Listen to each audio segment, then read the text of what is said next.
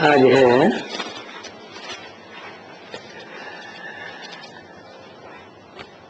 प्रातः क्लास 2 अप्रैल 1967 रविवार को चौथी पेज की मध्याह्न में बात चल रही थी। शंकर क्या करते हैं? कहते हैं भाई वो प्रेरणा करते हैं, प्रेरक हैं। अभी प्रेरणा तो कोई नहीं है। अभी माने कभी माने जिस समय ये मुरली चल रही है ब्रह्मा के मुख से 2 अप्रैल 1967 को, उस समय की बात बताई कि अभी कोई प्रेरणा तो नहीं है, क्योंकि शंकर का पार्ट ही नहीं खुला हुआ था। पहले ब्रह्मा का पार्ट, ब्रह्मा भी कोई एक नहीं है। चतुर्मुखी ब्रह्मा दिखाते हैं, पंचमुखी ब्रह्मा दिखाते हैं, तो अव्वल नंबर का ब्रह्मा भी होगा तो परम ब्रह्म कहा जाता है।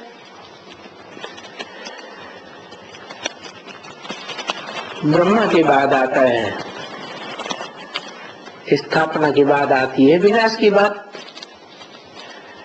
क्योंकि स्थापना का तब तक कोई महत्व नहीं होगा जब तक पुराने पन का विनाश न हो, पुरानी दुनिया का विनाश न हो। तो शंकर द्वारा विनाश की बात आती है।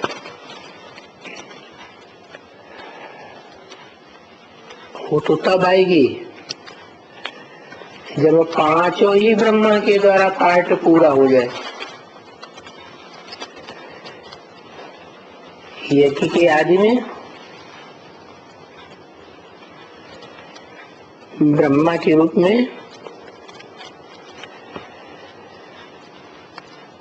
त्रिमूर्ति ब्रह्मा कह देते हैं भक्ति मार्ग में। तो वास्तव में जो शिव की 3 मूर्तियां हैं वो ही 3 ब्रह्मा है।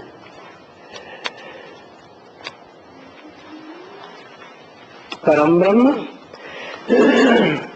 पहला, उसके बाद वो परम ब्रह्म भी,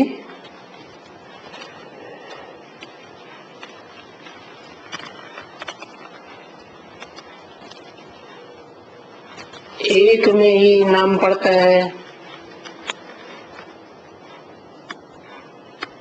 जैसे दादा लेखराज पुरुषोत्तम थे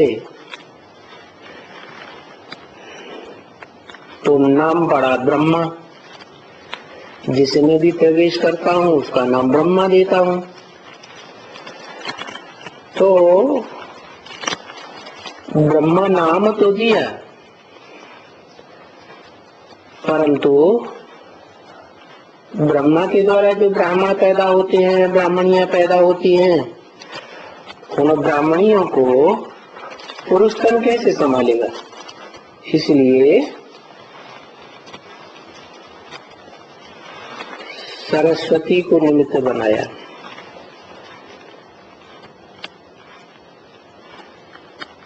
वो भी तो सहयोगी ब्रह्मा हो गई स्थापना के कार्य में। ऐसे ही यज्ञ के आदि में जो परम ब्रह्म था वो तो प्रैक्टिकल रूप तब कहें जब उनकी बेटी हो। तो जो जगदम्बा है, आदि देवी जिसे कहा जाता है, वो निमित्त बनी दादा लेखराज के साक्षात्कारों को सुनाने के लिए, और उसने मुख से सुनाया तो जो ब्राह्मण पैदा हुआ वो पहला ब्राह्मण बना। कौन? प्रजापिता, सारी मनुष्य सृष्टि का पिता।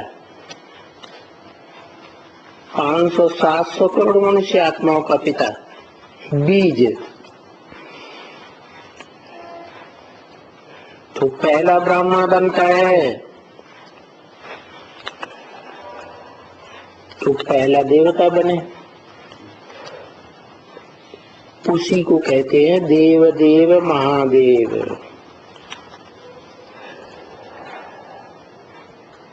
तो यज्ञ के आदि में स्थापना के साथ साथ विनाश ज्वाला भी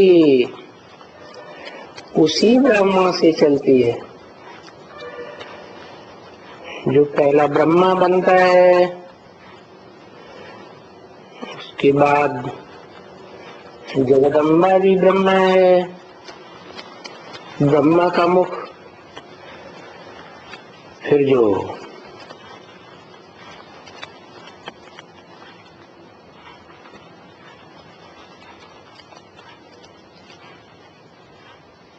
स्त्री चूला है जगदम्बा,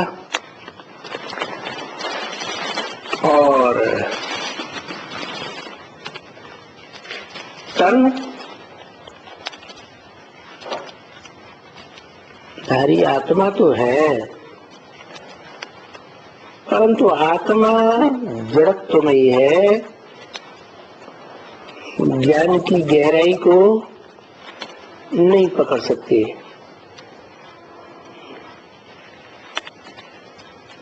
ज्ञानदाता को नहीं पकड़ सकती, क्योंकि जगदम्बा में भी दो रूप चाहिए। जैसे महालक्ष्मी में दो रूप हैं, लक्ष्मी और जगदम्बा दोनों का कॉम्बिनेशन होता है तो महालक्ष्मी कहा जाता है। ऐसे ही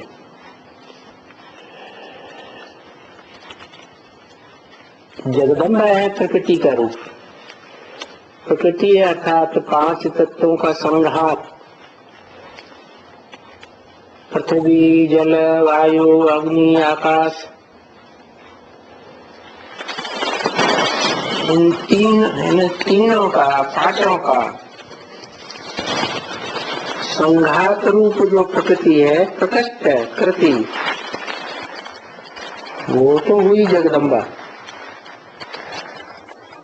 परंतु प्रकृति को भी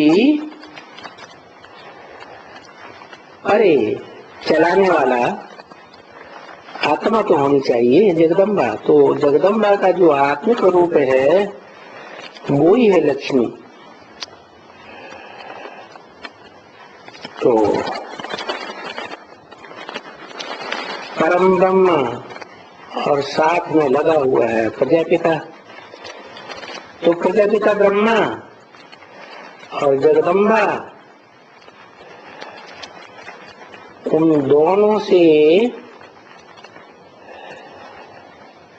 जो जुड़ी हुई तीसरी शक्ति है, जिसे कहा जाता है महागौरी, क्योंकि आत्मिक रूप है। तो इन तीनों शक्तियों का जो कॉम्बिनेशन है वही संपन्न बनने पर कहा जाता है शंकर, जिसमें शिव वाली आत्मा संपन्न रूप से स्मृति में समा जाती है। तब कहा जाता है शंकर का पाठ। और उस शंकर को ही रुद्र कहा जाता है, जिस रुद्र से सबसे पहले रुद्र माला तैयार होती है, रुद्र वृक्षों की।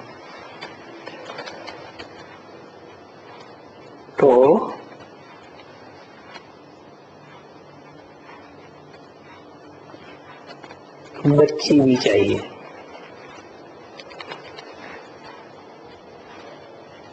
तो वो बच्ची हो गई जिसे हम कहते हैं लक्ष्मी। ज्यादा पवित्र कौन होती है, माँ, बाप या बच्ची?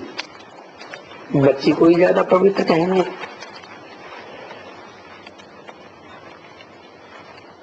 तो ये तीन शक्तियां यज्ञ के आदि में थी।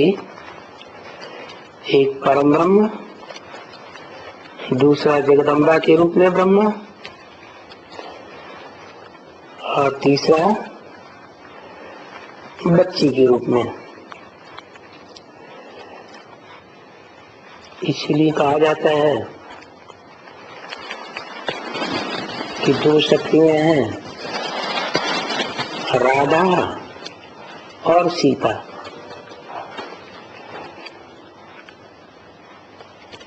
बोला भी है, राधा भी निकली तो सीता भी निकली।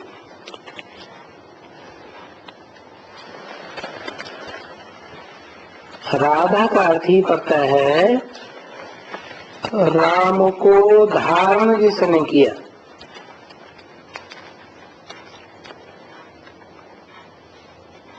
अपने जीवन में शुद्धता पूर्वक। तो जिस आत्मा ने जन्म जन्मांतर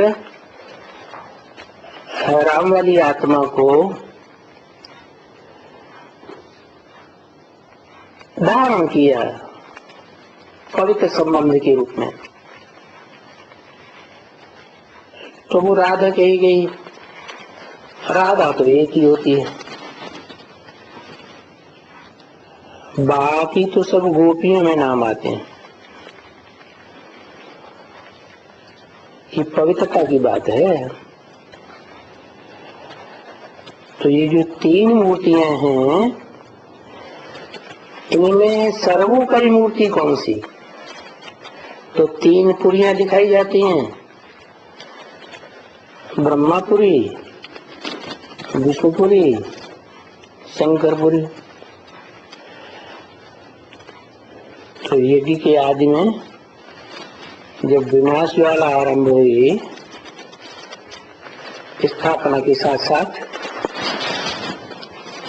तो निमित्त बताया है ब्रह्मा और बाप, और तीसरे ब्रह्मा बच्चे।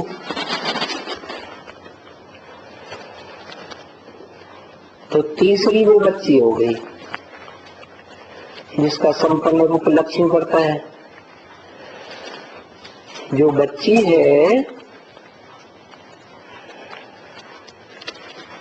वो हो गई न्यूट्रल, माता पिता के बीच में।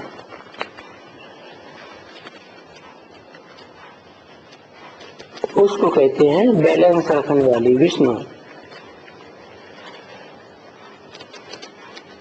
ब्रह्मा का पार्ट अलग, बड़ी माता है, और बाप का पार्ट स्थित होता है वो अलग, और मध्यस्थ भी चाहिए। तो विष्णु को दिखाते हैं। इन तीनों रूपों में सबसे ऊंची स्टेज दिखाई जाती है तीन सूक्ष्म पुरियों में शंकर की, जो ब्रह्मलोक से बिल्कुल नजदीक है। फिर उससे ज्यादा दूरी है विष्णु लोक की, फिर उससे भी ज्यादा दूरी है ब्रह्मा की, ब्रह्मापुरी। तो अब साबित हो जाता है कि तीनों पुरियों में रहने वाली जो तीन देवताएं हैं, उनमें पहले पहले संपन्न स्टेज किसकी बनी होगी? जरूर कहेंगे जो ऊंच है, ऊंची स्टेज में बैठा है, उसकी ही बनी होगी। तो जिसकी संपन्न स्टेज बनती है वो ही शिव कहा जाता है, शिव समान स्टेज। क्योंकि शिव का कहना है जो शिव सदैव ज्योति बिंदु निराकार आत्मा के रूप में स्थित रहता है, स्वस्थिति में स्थित रहता है, कभी देवान में आता ही नहीं है, वो शिव ही ऊंचे ऊंचे ईश्वर कहा जा सकता है, भगवान कहा जा सकता है। तो जो ऊंचे ऊंचे आत्मा है, जिसे अंग्रेज लोग भी कहते हैं supreme soul, supreme God father, तो वो कहते हैं हेवनली गॉड फादर। तो हेवनली गॉड फादर तो तब कहा जाएगा जब इस साकार सृष्टि में प्रवेश करे कोई मनुष्य तन में, तो मनुष्य सृष्टि के बीज में प्रवेश करता है। कब प्रवेश करता है? जब दादा लेखराज के साक्षात्कारों को वो जगदम्बा माता सुनाती है तो मुखवंशावली बनता है, पहला ब्राह्मण बनता है। वही पहला ब्राह्मण जो है सबसे पहला महादेव कहा जाता है। देव देव महादेव, ब्रह्मा देव, विष्णु देव, शंकर महादेव। वो तब बनता है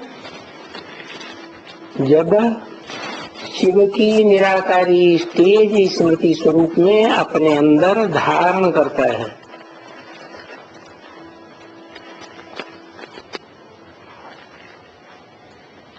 तब कहा जाता है शंकर,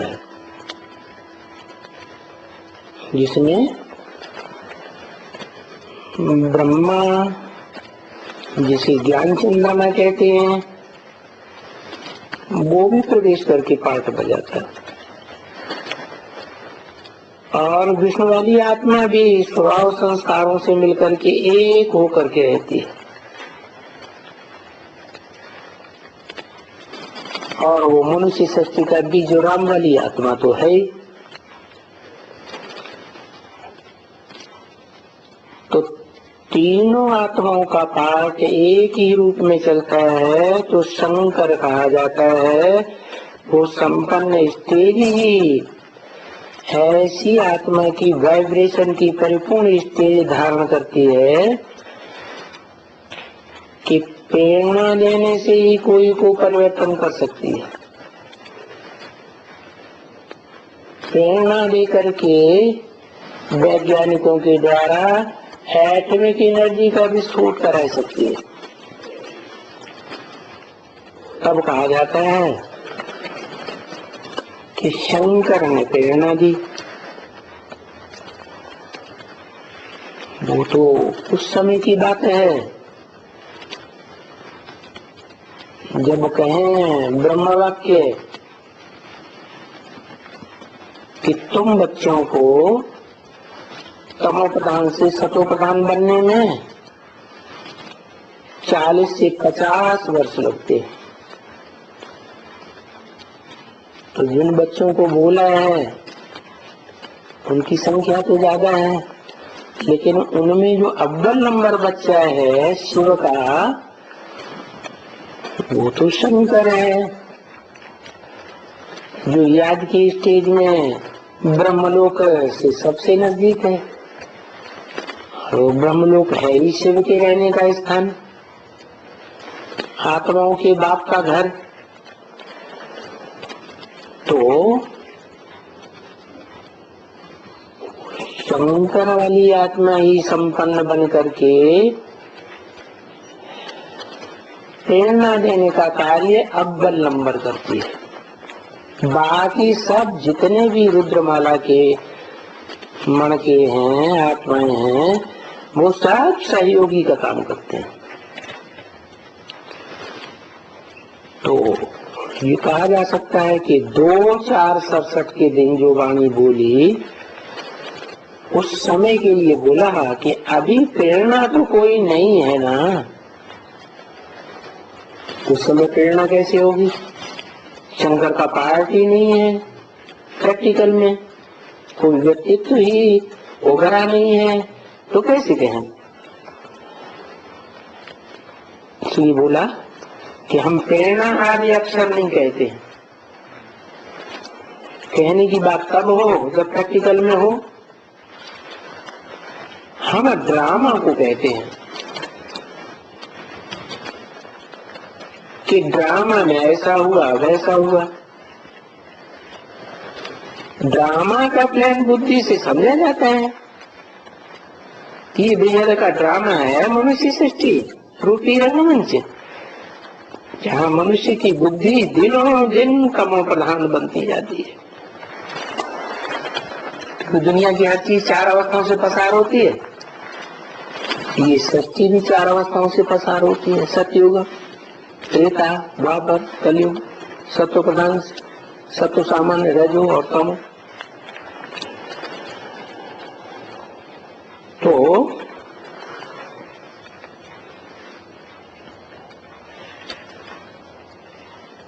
माया बड़ी तेज बनती जाती है, क्योंकि माया खड़ी होती है भगवान बाप के कंठ में। जैसे बाप तीखा है, माया भी बड़ी तीखी है। नाम ही माया है, माँ माने नहीं, आया माने आया, ना आई होती तो अच्छा था। कैसे आती है माया? इस मनुष्य सृष्टि रूपी रंगमंच में द्वैतवाद कर देती है पैदा।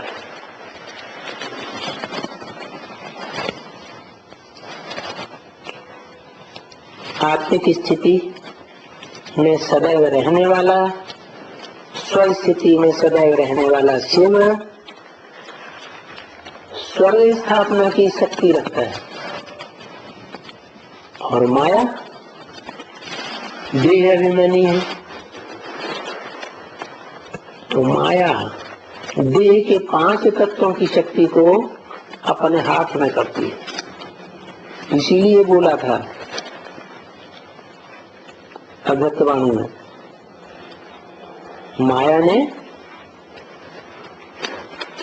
जब रुद्र वत्सों के योग बल से तंग आ गई, माया हार चुकी, तो क्या किया?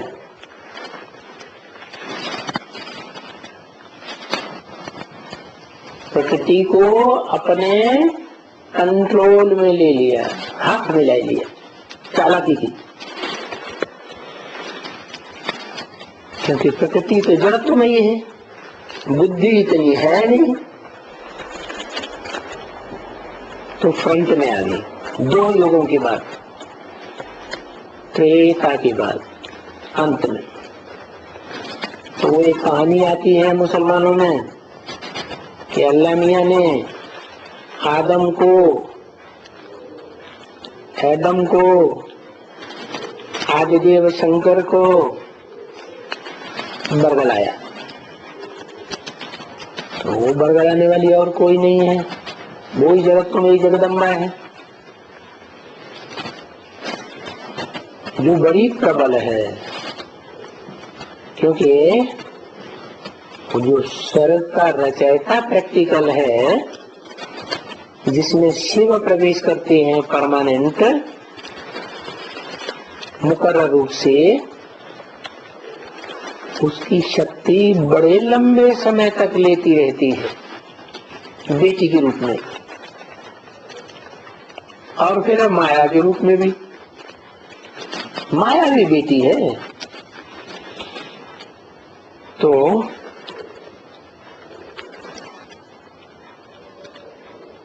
जगदम्बा भी माया बेटी जैसी हो गई, क्योंकि माया के चंबे में आ जाती है। तो तेज बुद्धि होने के कारण वो जल बुद्धि प्रकृति को अपनी मुट्ठी में कर लेती है।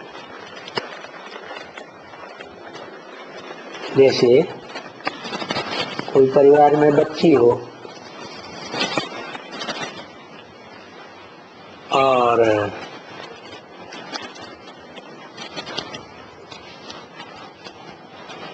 वो बच्ची की बात पर बात से लड़ जाए तो पहलौठी की बच्ची है ना, तो क्या करती है, बुद्धि में तीखी होती है। तीक्ष्णता के कारण वो मां को अपनी मुट्ठी में लेती है।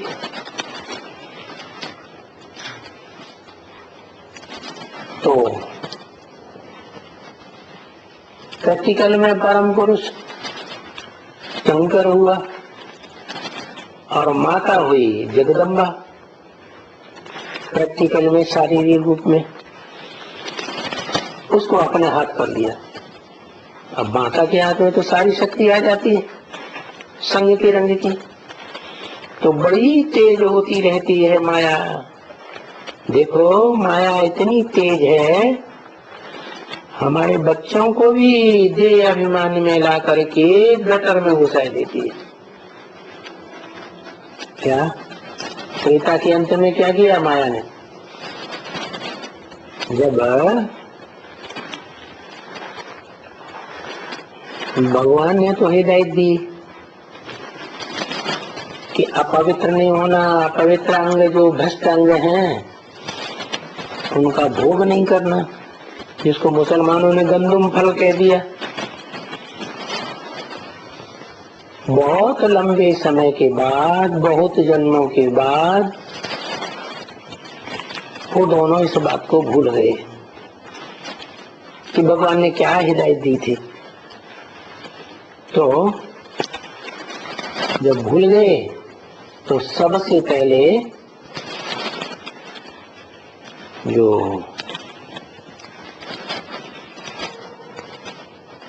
ईव कही जाती है, जगदम्बा,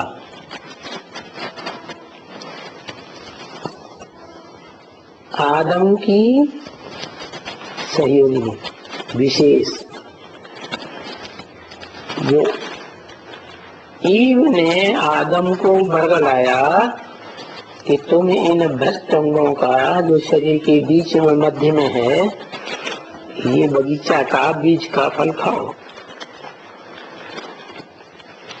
तो अव्वल नंबर का बच्चा है आदम, उसको पहले पहले गटर में डाला।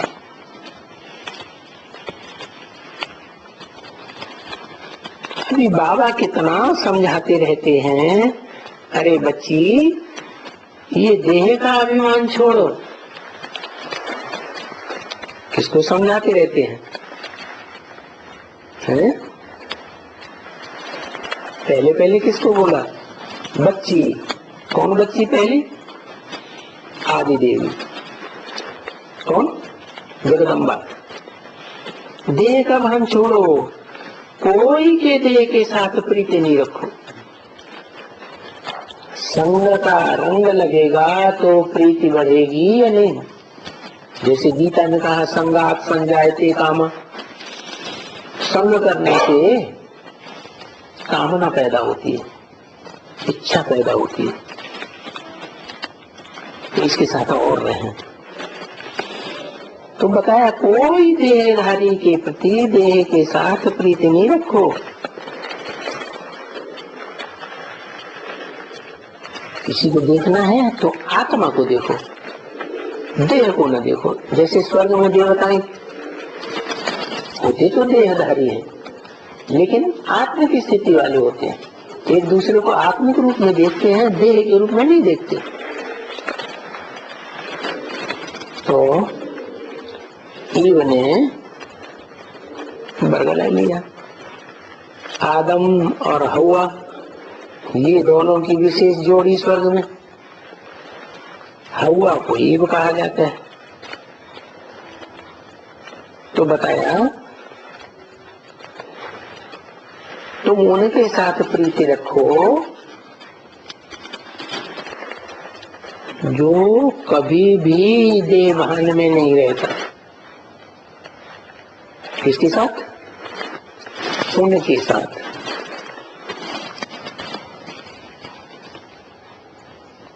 उनके साथ माने एक या दो, जरूर दो, एक तो वो निराकार आत्मा जो सदैव निराकारी स्टेज में रहती है, सदैव स्वस्थिति में रहती है, परंतु वो आत्मा अकेली कुछ कर नहीं सकती बिना शरीर के। तो जब इस सृष्टि में आके शरीर धारण करती है आदम का, तो दो आत्माएं हो गई इकट्ठी। इसलिए बोला बच्ची तुमको उनके साथ प्रीति रखनी है।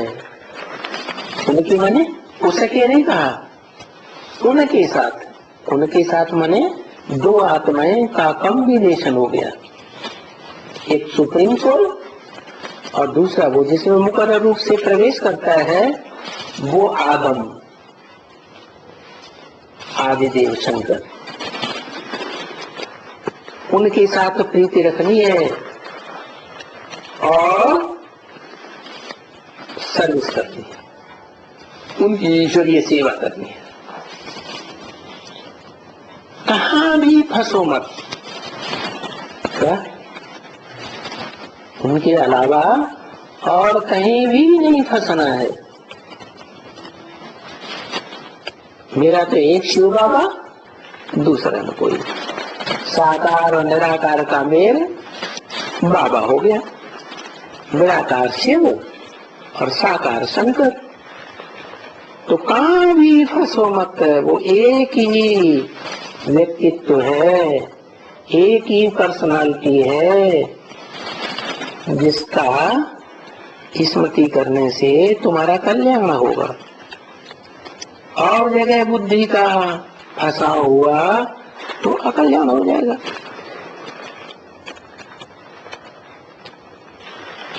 कोई कहते हैं बाबा हम यहाँ नहीं रहेंगे, हम तो यहाँ जाएंगे। इसका मतलब यहाँ नहीं रहेंगे माने कहाँ नहीं रहेंगे, जहाँ बाबा है वहां नहीं रहेंगे, वहां जाएंगे। माने बुद्धि का योग वहां लगा है जहाँ उनका कोई जीत बैठा है, तो वहां रहेंगे।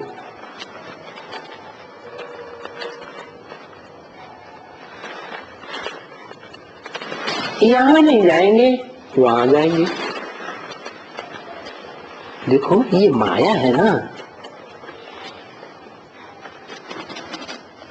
वो एक जो ऊंचे से ऊंचे है उसको छोड़ करके दूसरी जगह बुद्धि जाए, तो ये माया ने बुद्धि को ग्रहण कर लिया।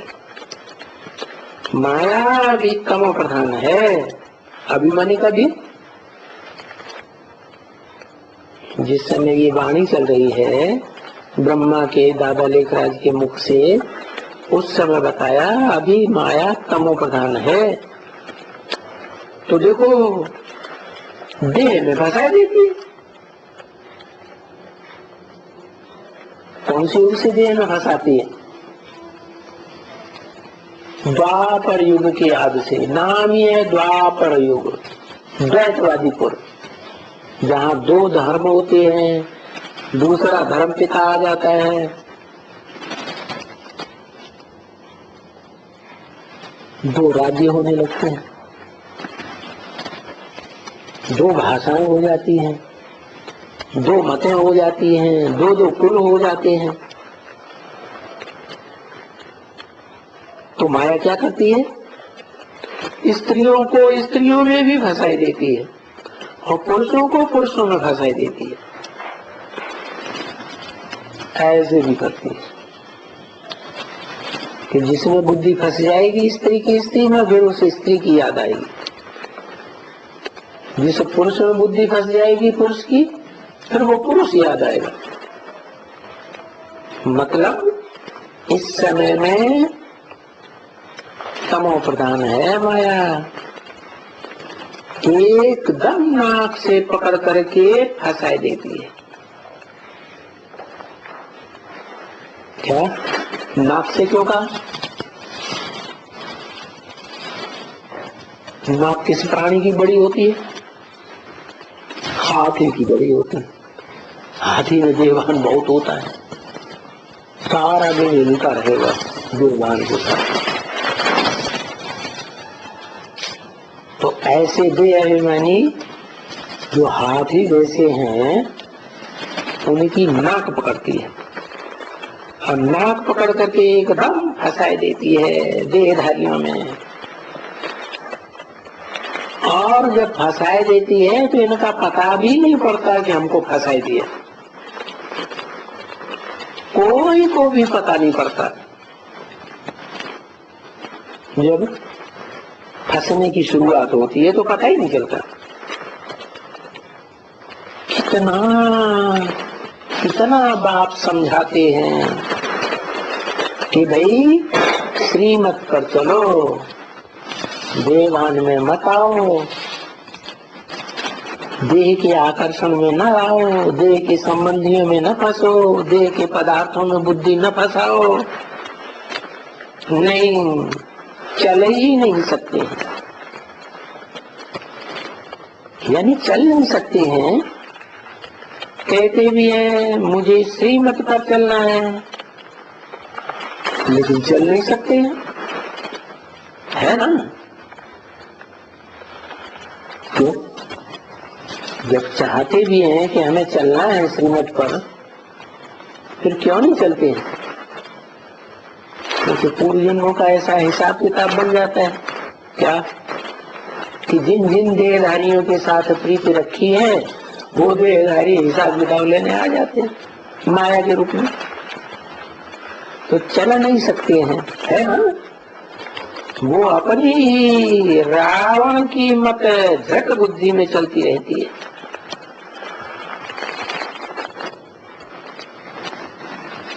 ये रावण और माया इनकी भी प्रवृत्ति है, जिनको रामायण में मंदोदरी कह दिया। मंद बुद्धि वाली, बुद्धि रूपी पेट है मंद, तीक्ष्ण बुद्धि नहीं है। जैसे रावण जेल से छोड़ता ही नहीं है, ऐसे तो सीता रूपी आत्माओं को रावण पकड़ लेता है, माया रावण। देह अभिमान की जेल से रावण छोड़ता ही नहीं है। देह अभिमान बड़ी मुश्किलात की बात है।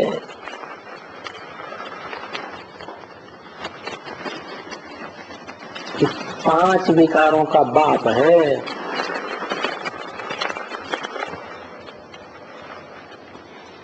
ये बात कहते हैं अपन को आत्मा समझना,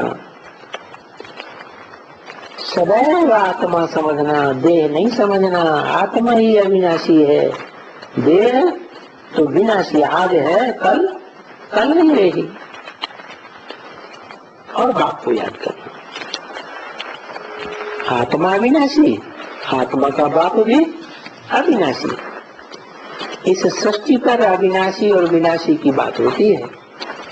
परम धाम में तो विनाशी अविनाशी की बात ही नहीं, वहां तो चैतन्य आत्मा ही रहती है, सदा अविनाशी आत्माएं रहती हैं। तो उस बाप को, जो अविनाशी बाप है, इस सृष्टि रूपी रंगमंच पर उसी को याद करना है। दूसरों के साथ बुद्धि योग लगाया तो यहाँ संगम युग में शूटिंग करेंगे तो द्वापर युग में प्रैक्टिकल में हो जाएगा।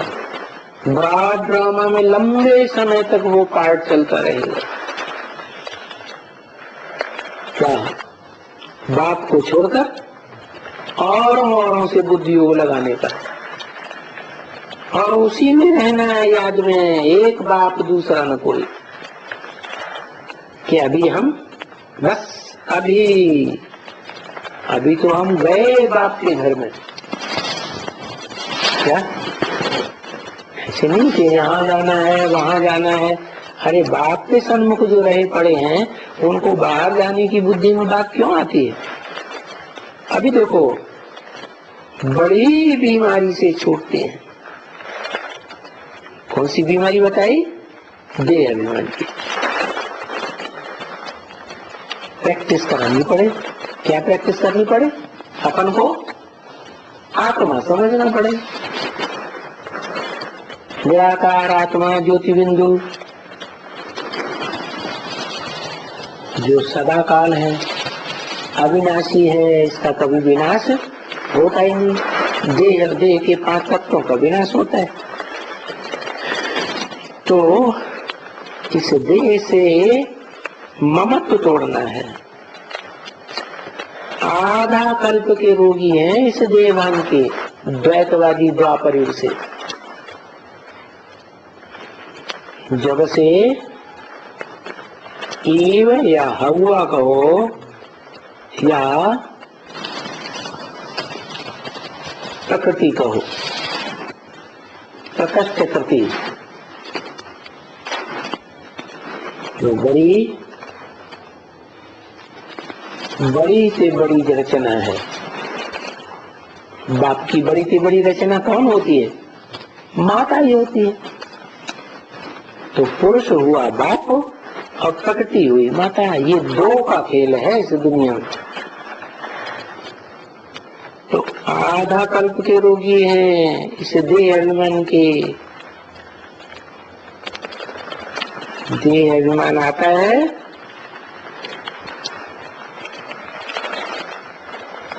तो हेल्थ, वेल्थ, हैप्पीनेस, ये तीनों को बर्बाद करता है। ये हेल्थ, वेल्थ और हैप्पीनेस ये तीनों ही हो तो निरोगी काया, बड़ी काया, बहुत सुख पवित्रता। अभी कलयुग अंत में ये तो नहीं है ना। न स्थायी हेल्थ किसी के पास है, बीमारियां लगती रहती हैं। न वेल्थ स्थायी है किसी के पास, और जब हेल्थ वेल्थ नहीं तो हैप्पीनेस तो हो ही नहीं सकती। तो सभी रोगी, बीमार, गंदे, डर्टी क्या है इस दुनिया में इस समय में। इसलिए इस दुनिया को वैश्यालय कहा जाता है ना, शिवालय नहीं कहा जा सकता, क्योंकि शिवालय है हेवनली गॉड फादर का हेवन, स्वर्ग, जहाँ एक के साथ बुद्धि योग लगता है। राधा की दृष्टि कृष्ण में डूबेगी, कृष्ण की दृष्टि राधा में डूबेगी। देवी देवताओं की दृष्टि विचलित नहीं होती, तो उसे कहेंगे शिवालय। जैसे शिवालय में जाते हैं, भक्ति मार्ग में देखते हैं मंदिर हैं शिव के, तो जो भी देवताओं की मूर्तियां हैं चारों ओर बैठी हुई है शिवालय में, वो एक शिव को देख रही हैं, एक शिव को याद कर रही है, तो उसे कहा जाता है शिवालय। और आज की दुनिया क्या बन गई? सबकी दृष्टि, सबकी वृत्ति, सबकी कान, सबका मुख, पता नहीं जिस किससे किससे रज रज के बातें करते होते। इसको कहा जाता है वैश्यालय। विशेष इंद्रियां हो गई नरक। क्या? नरक, स्वर्ग नहीं। क्यों?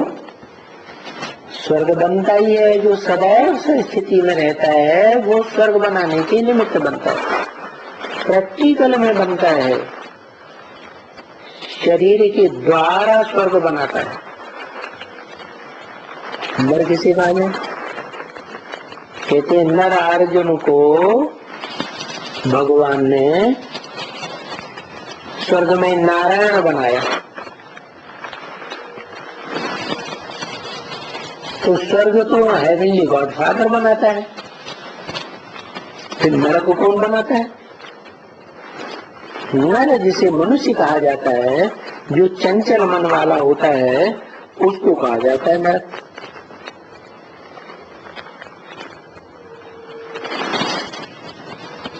स्वर्ग के अंत में जन्नत का जब अंत आना हुआ, तो उस समय आदम की बुद्धि विचलित हो गई।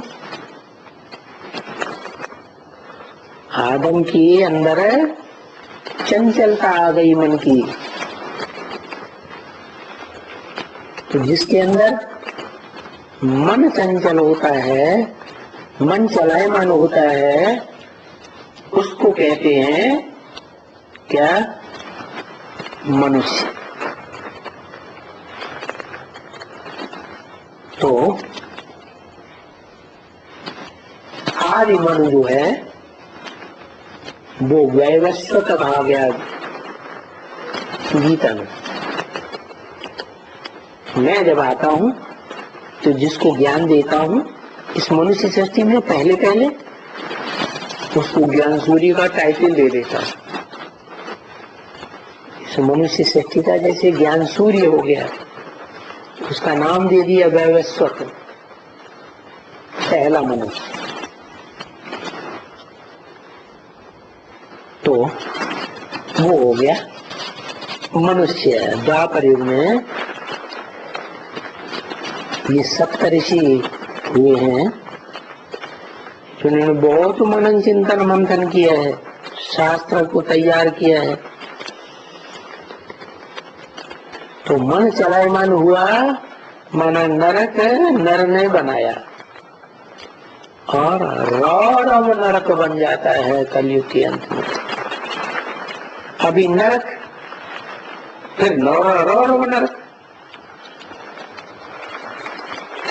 वो बात कोई पढ़ते तो हैं, देखो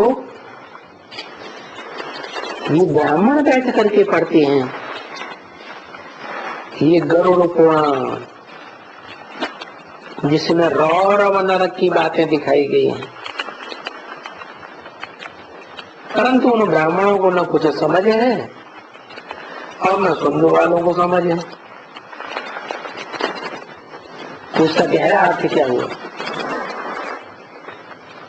ऊपर ऊपर पढ़ते रहते हैं। तो भाई उनको क्या कहेंगे? उनको कहेंगे जैसे बंदरों की आवाज किलकारियां मारते रहते हैं, जैसे ये कहते हैं ना, आवाज गुर्र गुर्र करते रहते हैं, बंदर गुरगुराते हैं ना। कुछ समझते नहीं थे, हम खुद समझते हैं। हम आगे जो कुछ भी थे पास्ट में, भक्ति का बड़ा नशा था और गीता पढ़ने का बहुत नशा था, परंतु गीता के अर्थों को समझते ही नहीं। कहते भी हैं कै समझे कवि, कै समझे रवि। या तो ज्ञान सूर्य है, स्वयं आ जाए इस सृष्टि पर तो वो सही अर्थ बता सकता है, या तो जिसने गीता लिखी वो सही अर्थ बता सकता है। दोनों में से कोई नहीं है मौजूद, तो बताएगा कौन?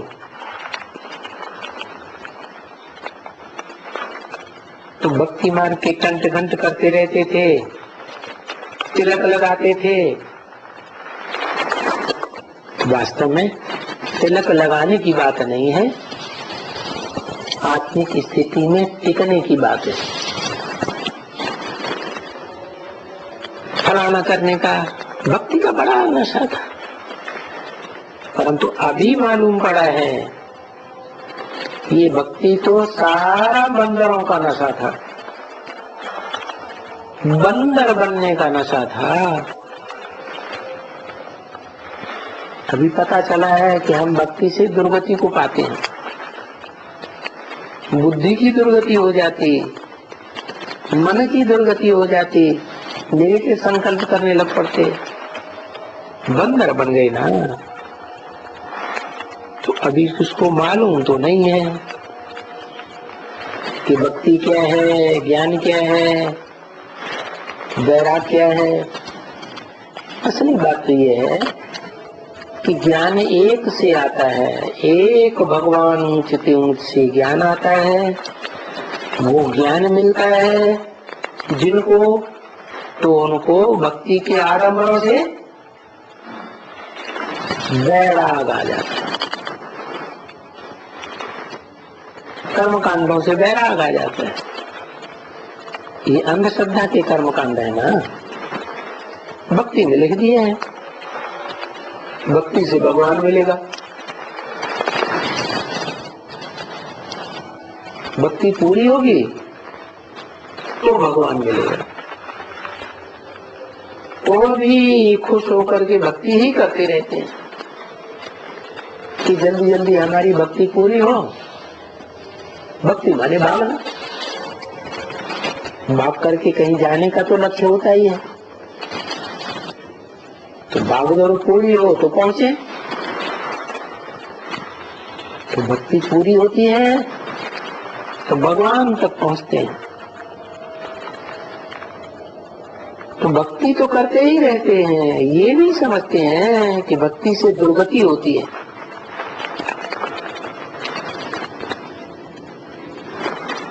बांधती रहती है बुद्धि, इधर भगवान उधर भगवान। मंदिर में जाओ, फिर किसी जन्म में गिरजाघर में जाओ, फिर किसी जन्म में सिखों के दरबार में जाओ, कहीं मस्जिद में जाओ। आत्मा जन्म लेती रहती है, पतितम उपदान बनती रहती है और कहते हैं हे पतित पावना। तो क्यों कहते हैं?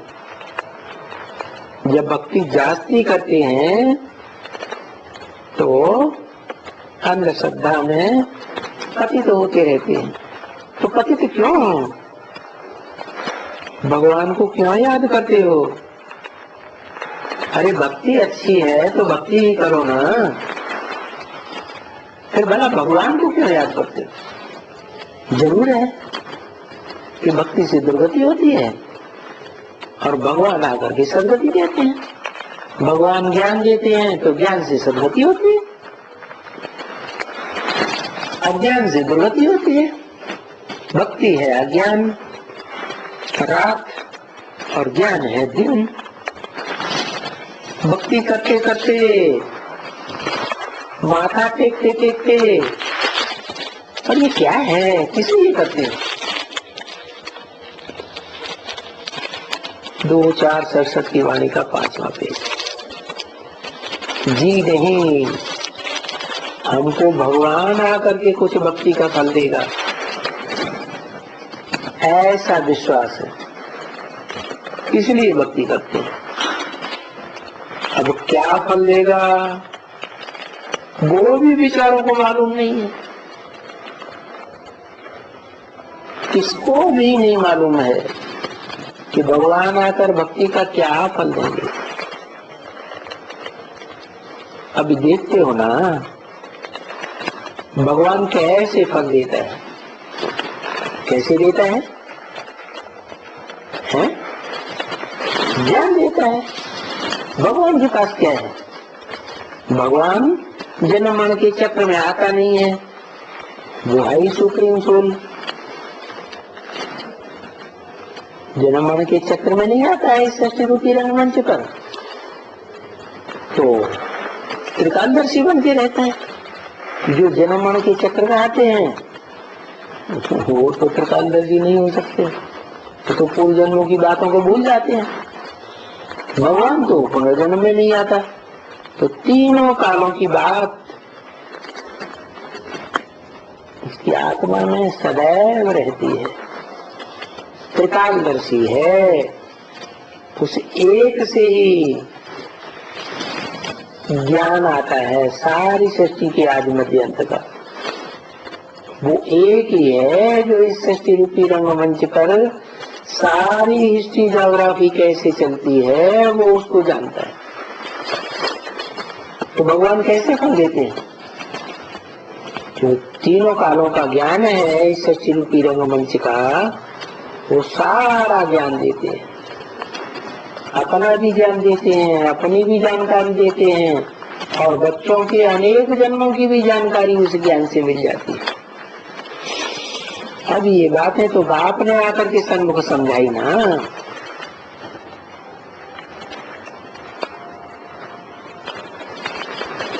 कौन सी बात ने? सुप्रीम सोल गॉड फादर ने समझाई, लेकिन वो तो निराकार है। कैसे समझाता है? कि मनुष्य सृष्टि के उस साकार व्यक्तित्व में आकर के समझाता है जो इस मनुष्य सृष्टि का हीरो है, उसमें प्रवेश करके मुकर्रर रूप से सन्मुख आकर के सारी बातें समझाते हैं। अभी देखो गीता कितनी छोटी है, क्या बात है। कहते हैं गीता भगवान ने सुनाई।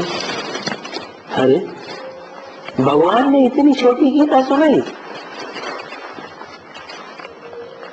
है? छोटी सी गीता सुना करके उसे सारी सृष्टि के आत्मजन्य का ज्ञान आ जाएगा है? आएगा नहीं आएगा? भगवान तो आकर के इतना विस्तार में ज्ञान सुनाते हैं जो किसी पुस्तक का लिखा हुआ ज्ञान नहीं है। पुस्तक तो लिमिटेड होती है, पुस्तक मनुष्य गुरु पढ़ते हैं और पुस्तकें पढ़ करके ज्ञान देते हैं। भगवान तो पुस्तकें पढ़ करके ज्ञान नहीं देता है, उसके अंदर तो सृष्टि के आदि मध्य अंत तीनों कालों का ज्ञान भरा हुआ है। तो ये देखो क्या कर दिया है, इतनी छोटी सी गीता बनाई दी मनुष्य गुरुओं ने और कह दिया ये भगवान ने सुनाई। अरे भगवान इतनी छोटी गीता सुनाएगा, इसका अर्थ क्या है? वास्तव में सभी शास्त्रों का सार है गीता। तो सार का रूप में वो सारे शास्त्रों का ज्ञान सुनाता है।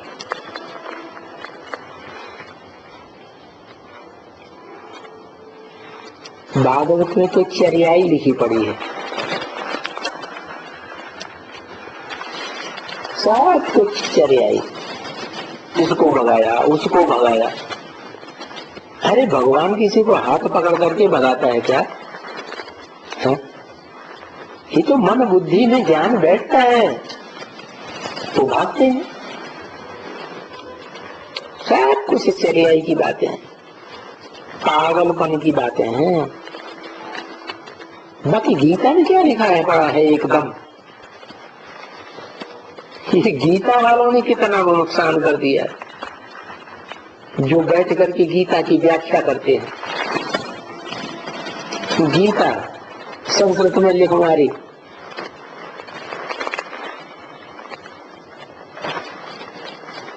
अभी गीता वालों से, अरे गीता वालों को तो पकड़ना है जल्दी, क्योंकि वो हमारे धर्म के हैं जो गीता पढ़ते हैं। कुरान को पढ़ते हैं मुसलमान, वो अपने धर्म ग्रंथ को नहीं छोड़ते। क्रिश्चियन पढ़ते हैं बाइबल, वो अपने ग्रंथ को पढ़ते हैं, किसी दूसरे का धर्म शास्त्र नहीं सुनेंगे। जो सिख हैं वो गुरु नानक की वाणी पकड़ते हैं। तो हर एक धर्म वाला अपना धर्म ग्रंथ पकड़ता है। बौद्धी हैं वो अपना धर्म ग्रंथ पकड़ते हैं। तो भगवान ने ही एक ऐसा शासन करने का विधान बनाया था, सुनाया था, जिसे गीता कहा जाता है। वो गीता भगवान का शास्त्र है, शासन करने का विधान है। तो जो उस गीता को पढ़ते हैं वो देवी देवता सनातन धर्म के हैं, वो आत्मा है। तो गीता पढ़ते हैं जरूर हमारे धर्म के हैं। तभी बाबा इशारा देते रहते हैं, भाई जाओ, गीता का बड़ा प्रभाव हुआ है संसार में। सब धर्मों के लोग गीता को महान ग्रंथ मानते हैं। सभी धर्म वालों ने अपने अपनी भाषाओं में उसका अनुवाद करवाया हुआ है। सबसे जास्ती अनुवाद गीता का हुआ है। शांति निकेतन टैगोर की गीता, टैगोर को सब गुरु कहते हैं ना, क्योंकि गीता टैगोर की भी गीता बनी हुई है, टैगोर की गीता, गांधी जी की गीता।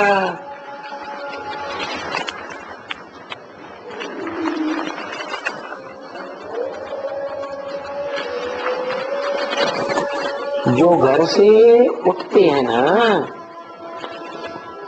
तो गीता पाठ करना शुरू कर देते, श्लोक भाई, अध्याय भाई। बाकी गांधी जी को जो आया सो अर्थ किए, टैगोर को जो आया सो अर्थ किए, सो करते रहते हैं। जिसने जो समझाया उनके फॉलोअर्स निकल पड़ते, और तुमको समझाई दिए हैं गीता का अक्षर।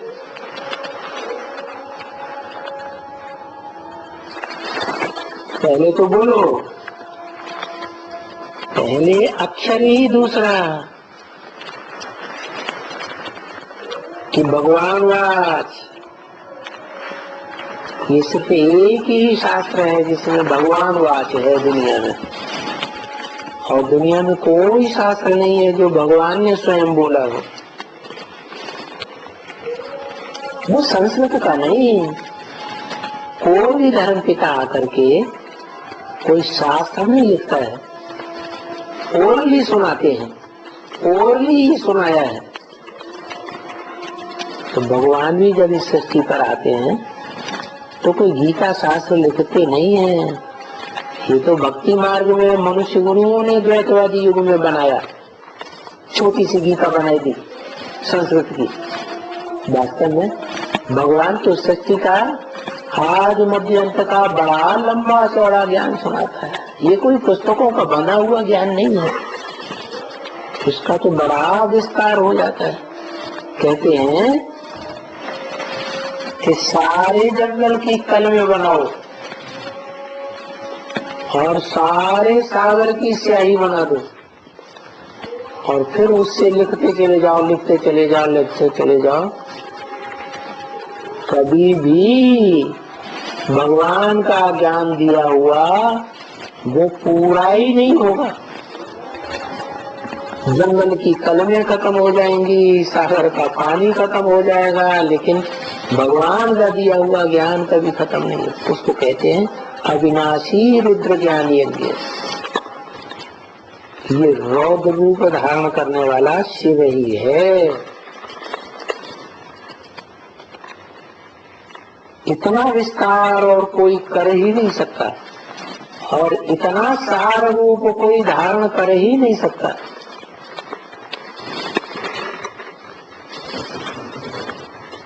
तो बोला पहला अक्षर है भगवान वाच, और दूसरा जो भगवान वाच है कि मैं साधुओं का भी परिक्रमा करने आता हूँ। परिक्रामाय साधुना, अर्थात साधुओं की रक्षा करता हूँ। साधु किसे कहा जाता है? जो साधना करते हैं, जो देह की इंद्रियों को कंट्रोल करने की कोशिश करते हैं देहधारी, फिर भी उनकी बुद्धि में इतना ज्ञान भरा हुआ है इस कलयुग में भी कि देह की इंद्रियों को कंट्रोल करने के लिए प्रयत्न तो करते हैं। भले सभी मनुष्य मात्र भोगी हैं, फिर भी भगवान का ज्ञान बुद्धि में भरा हुआ है कि पवित्रता अच्छी चीज है। तो ऐसे साधु संत महात्माओं की मैं रक्षा करता हूँ। क्या आसुरी गवर्नमेंट क्या कहती है, क्या करती है? ऐसे साधु संत महात्मा हैं, उनको लेकर के जेल में डाल देती है। पर भगवान कौन सा है जो ऐसी साधु संत महात्माओं की रक्षा करता है? पहले तो ये बात कि भगवान किसको कहा जाए है, किसको कहा जाए? अरे भगवान का परिचय चाहिए क्या? जिसको कहा जाए धनवान, तो धनवान दुनिया में कौन है सबसे जास्ती? किसे कहेंगे? जिसके पास धन सबसे जास्ती हो, जिसका मुकाबला धन में कोई दुनिया में न कर सके, उसको कहेंगे दुनिया का सबसे बड़ा धनवान। तो भगवान किसे कहेंगे? स्त्री के स्वरूप को भग कहा जाता है, पुरुष के स्वरूप से भिन्न है। तो जिसके पास वो कन्या माताएं सबसे जास्ती सुख अनुभव करती है, उसको कहा जाता है भगवान। जैसे धनवान वैसे ही भगवान। तो बताया भगवान का परिचय चाहिए, तो संसार को परिचय मिलता है।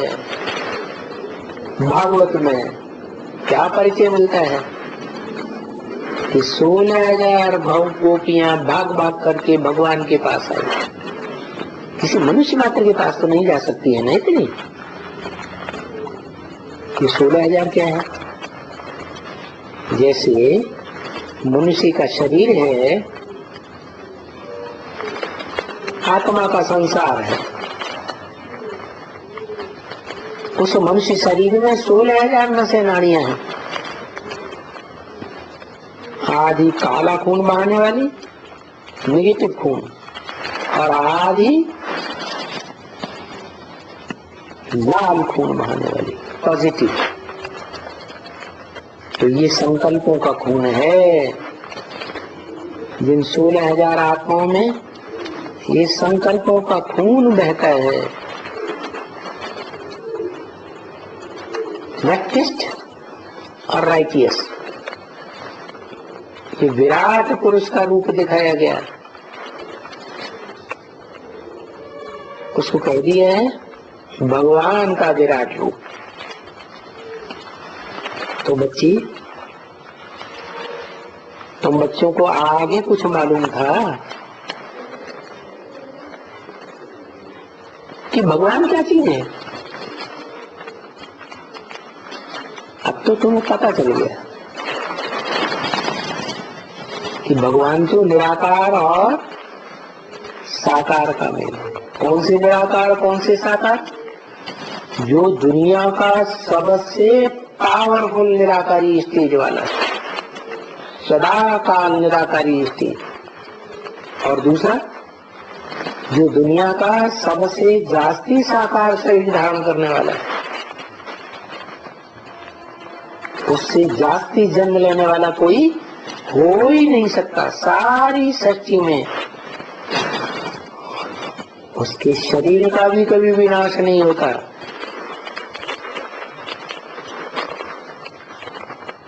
वो भगवान कहा जाता है, साकार और निराकार का मेल। तो भगवान कैसे आते हैं? गुप्त में आते हैं पहले कि प्रत्यक्ष में आते हैं? जरूर गुप्त में आते हैं। जैसे कोई भी बच्चा है, माँ के पेट में पहले गुप्त होता है, बाद में प्रत्यक्ष होता है। ऐसे भगवान भी पहले गुप्त पार्ट बजाता है सृष्टि रूपी रंगमंच पर। जो गोप गोपियां हैं वो ही पहचान पाते हैं। जितने गुप्त भेद वाले उतने जास्ती पहचानने वाले। तो भगवान कैसे आते हैं? सो तो अभी अनुभवी हो गए तुम कि देखो दुनिया नहीं जानती है और तुम बच्चे जानते हो। तो आगे तो कुछ भी नहीं मालूम था।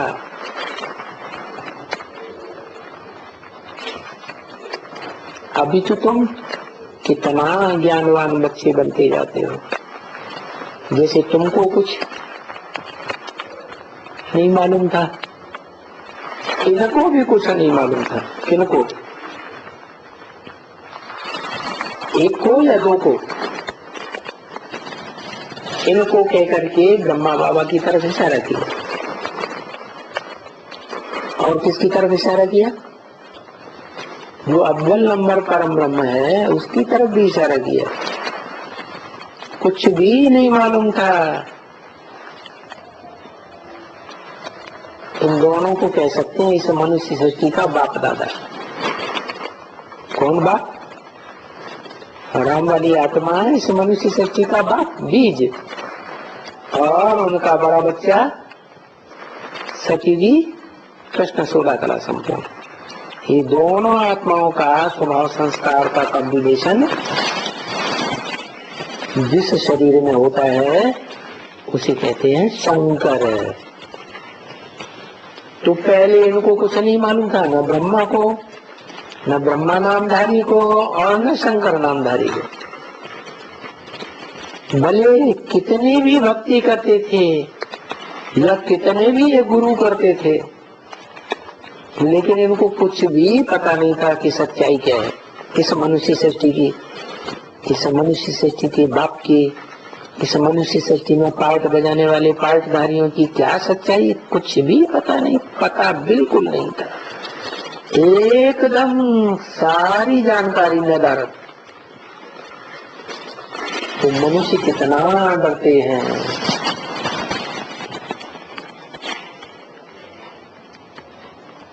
उनको भक्ति कितनी अच्छी लगती है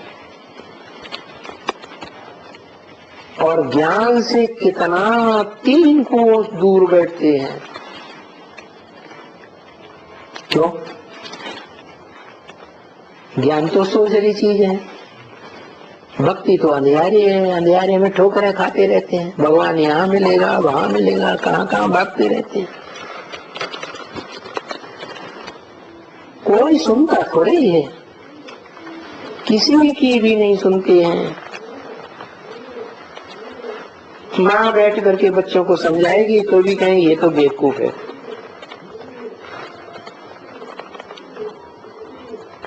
ये हमको ऐसी शिक्षा देती है। तो ऐसे तो फिर पावन कैसे बनेंगे? बने नहीं सकते। ओम शांति।